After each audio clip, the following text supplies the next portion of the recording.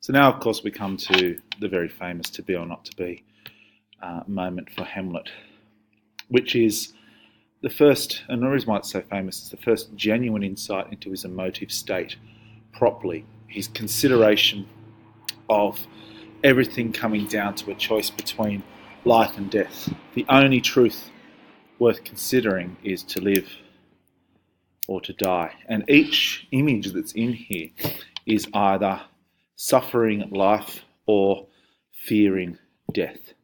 All of it is listed in that sensibility. And so it's a reasonably straightforward speech. The thing that is important is this bit here: to die, to sleep. To sleep, and you can see a colon there, perchance to dream. Now that's the moment usually that Hamlet draws back. He draws back from his choice. He's much closer to the choice of death in this part of it. To sleep no more, and by sleep we say we end the heartache. He gets to a point where he's ready to go. But the line "to sleep, perchance to dream" is the change in him. And often it's performed with Hamlet changing the inflection of his voice, or changing his physical self on that stage or in a film or wherever it's done. And you get that line, there's the rub. And that's where he actually makes a decision to live. And his decision is that he must suffer. He must suffer what he is doing. He has lost the resolution of revenge, as we see here. Conscience does make cowards of us all, and the native hue of resolution is sicklied over with the pale cast of thought, and enterprises of great pith and moment with this regard their currents turn awry and lose the name of action, which is the definition of the next couple of acts of this play, until he says to himself, "My thoughts be bloody or be nothing." It follows then that we get this extraordinarily awful scene between Ophelia and Hamlet. And by awful, I mean the way in which he's actually dealing with and treating Ophelia for her duplicity, of which he should definitely understand one's desire to honour one's father. There's a serious irony in Hamlet's behaviour here. Are you honest? Are you fair? If you be honest and fair, your honesty should omit no discourse to your beauty. That she does fail Hamlet for the right of following and obeying her father, the very thing that is the driving force of Hamlet's, or one of Hamlet's key issues, is that, of course, is the desire to honour one's father. A true irony in that. And we see later on how close Ophelia was to her father, because the devastation she feels toward his death is quite extraordinary and quite detailed in that way. We get this moment of Ophelia on stage by herself, actually able to pontificate over what has gone on with Hamlet. What a noble mind is here overthrown. The courteous soldiers, scholars, eye, tongue, sword, the expectancy and rose of the fair state, the glass of fashion and the mould of form, the observed of all observers, quite down. And I, of ladies most dejected and wretched, that sucked the honey of his music vows, now see that noble and most sovereign reason, like sweet bells jangled, out of tune and harsh, the unmatched form and feature of blown youth blasted with ecstasy. And woe is me, to have seen what I have seen, see what I see. That last line, again reminding us of the unmasking of truth. To see the truth, to see inside of Hamlet's soul, to understand that this great man, this man I loved, is no more. He's disappeared and is gone. That's her first experience of a death, albeit a metaphorical one. And so we see that first descendant of her into a different state, into her state of what Shakespeare calls distraction. Pretty much the last conversation the two of them have is during this moment, watching the play that Hamlet's called The Mousetrap. He has reinterpreted and rewritten the murder of Gonzago, and the play is representing, of course, Claudius's sin. But he behaves very oddly in front of Ophelia, and the final sort of discourse between the two: "You are as good as a chorus, my lord. I could interpret between you and your love. if I could see the puppets dallying. You are keen, my lord, you are keen. This, of course, plays on the sexual innuendo and frustration of their youth and unrequited love. It would cost you a groaning to take off my edge, still better and worse. So you must take your husbands. Begin, murderer. Pox, leave thy damnable faces and begin. Come, the croaking raven doth bellow for revenge. This bit here is to Ophelia. This bit here is to the play. So you must take your husbands, for better or worse. You can see his punning has already started. And it's an absolute vile discourse toward her in her desecration of what he sees of him. And so the circle is complete, and then he will go and kill her father, which of course pushes her over the edge. This takes away much of the empathy we may have had for Hamlet earlier, even though we stay empathetic toward him because of his situation. And hopefully we assume that this is all a game, that in the end all will come well. As the play moves on, we get this rather famous image, and it's one of my favourites in Shakespeare's work. And it's this image that Hamlet uses for Rosencrantz and Guildenstern's idea of what friendship is and what it means to be loyal to a friend or to the king or to themselves, as it were. This idea of this image of the recorder, the pipe. I would show you how to play on it. And he says, I don't know how to play. And Hamlet quite famously says, you would play on me. You would seem to know my stops. You would pluck the heart of my mystery. You would sound me from my lowest note to the top of my compass. And there is much music, excellent voice in this little organ. Yet cannot you make it speak? Blood, do you think I am easier to be played on than a pipe? Call me what instrument you will, though you can fret me, yet you cannot play upon me. You think you know my truth, you think you know who I am, you think you can take me on intellectually, anything, you cannot get close to what's going on here. And there we have the complete breaking of the friendship between these three men. And what will, of course, push to discourse is that these Guildenstern and Rosencrantz will become absolutes of the king and only messengers toward Hamlet. Again, it is a situation that shows us how Hamlet feels himself alienated outside of society in many ways.